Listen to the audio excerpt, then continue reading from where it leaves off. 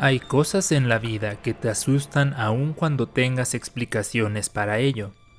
Como alguien que ha trabajado en diversos hospitales psiquiátricos, he tenido contacto con lo más cercano a lo que podría ser la definición de la locura. Y no me refiero a un término despectivo para referirme a las personas que padecen enfermedades mentales, no, sino a lo que mi propia mente ha tenido que conciliar en relación con lo que he visto y he escuchado en esos lugares. En los años en los que esto ocurrió, yo era responsable de varios pacientes conflictivos. Por mi estatura y complexión, parecía algo sensato, pues en caso de que se requiriese usar la fuerza, no estaba en una situación de desventaja clara, aunque se sorprenderían de lo que un paciente psiquiátrico es capaz de hacer. Había un paciente que era especialmente aterrador, Toñito. Él era absolutamente impredecible. Por un instante parecía catatónico para luego forcejear como si contara con la energía de 3 hombres. A veces permanecía en silencio por días y en otras ocasiones no dejaba de hablar y de hablar. Sobra decir que nadie quería atenderlo y que era de los pacientes más peligrosos que he conocido. Conmigo tenía cierto respeto, porque yo siempre procuré ser amable y cordial con él, a pesar de que frecuentemente se le botaba el breaker.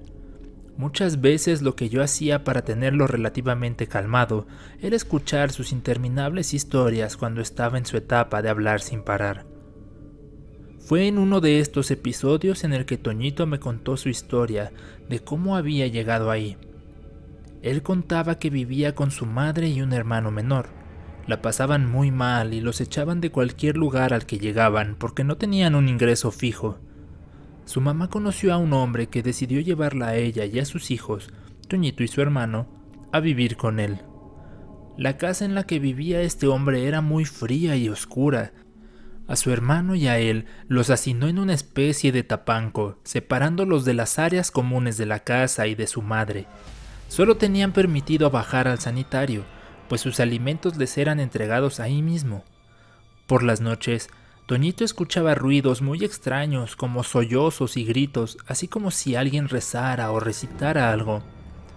Muy pronto el hombre comenzó a subir por las noches y a llevarse a su hermano menor, quien regresaba primero golpeado y después con heridas de mutilación.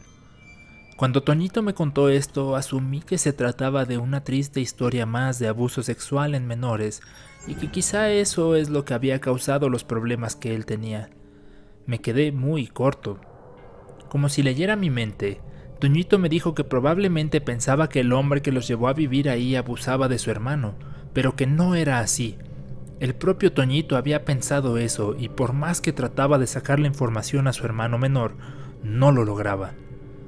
De la forma más tétrica posible fue que Toñito supo qué es lo que realmente estaba pasando. Una noche, su hermano simplemente ya no regresó. Para ese punto ni él ni Toñito tenían permitido salir por ningún motivo del tapanco. Sus necesidades las hacían en un rincón de este, y así como les subían los alimentos, periódicamente recogían sus desechos. Pero cuando su hermano no volvió, Toñito sabía que él era el siguiente. La noche en que el padrastro fue por Toñito, este intentó resistirse, pero lo golpearon tan duro que no le quedó más que ir con él. Dice que alcanzó a ver a su madre, llorando, con la cara completamente llena de cicatrices y moretones. El hombre lo metió en un cuarto y cerró la puerta por dentro. En el interior había un pentagrama dibujado en el piso, velas, sangre por diferentes lugares y algunos libros extraños. El hombre comenzó a cortar a Toñito en la espalda y a usar su sangre en una especie de mortero y a untarla en el pentagrama. Toñito dice haberse desmayado, entre el miedo y el dolor de los fuertes golpes que le habían dado y los cortes que hicieron en su espalda. Cuando recobró la conciencia, dice haber visto al padrastro, pero que ya no era igual. Tenía ojos rojos, colmillos alargados y cuernos que salían de la frente y hablaba en un idioma extraño con una voz aterradora. Toñito volvió a desmayarse y recuperó el conocimiento mientras el hombre lo arrastraba por el piso camino al tapanco. Con la adrenalina a tope, dice haberse soltado, empujado al hombre que cayó y se golpeó la cabeza. mientras él salió de la casa y corrió en la primera dirección que pudo.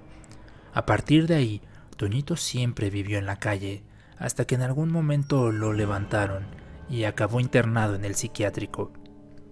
Él decía que lo habían usado para llamar al diablo, y por eso vivía aterrado y tenía ese comportamiento tan extraño, mismo que él justificaba argumentando que podía ver al diablo rondando cerca. Si bien, interesado por la historia, no podía darle demasiada importancia, pues como enfermero no me debo involucrar con las historias de los pacientes, admito que sí hice una breve investigación, y cuando menos en su expediente sí venía el registro de que lo encontraron desorientado en la calle. En toda posibilidad, Toñito había sufrido de algún delirio o alucinación. Sin embargo, si lo que llevó a Toñito a desquiciarse fue en efecto las consecuencias del abuso de su padrastro, es una historia triste por sí misma. Si además hubiese algo de cierto en lo que relata de los rituales satánicos, sería no solo una tragedia, sino algo que, como hasta la fecha, me genera un miedo especial tan solo de recordarlo.